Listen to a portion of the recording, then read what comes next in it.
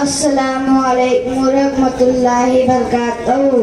میں آپ حضرت کے سامنے 10 حدیثیں پیش کرنا چاہتا ہوں، امید ہے آپ غور سے سنیں۔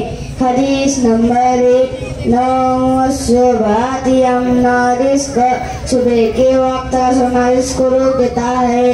حدیث نمبر 2، السلام قبل الکلام، بات کرنے سے پہلے سلام کیا کرو۔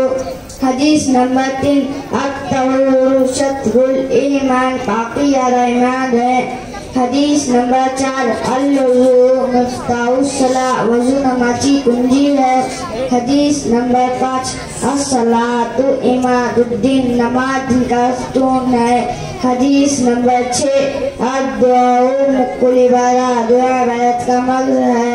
حدیث نمبر 7، افضل العبادت قراءۃ القرآن، قرآن کی تلاوت کرنا بہترین عبادت ہے۔ حدیث نمبر 8، عقل موقف روٹی کی عزت کرو۔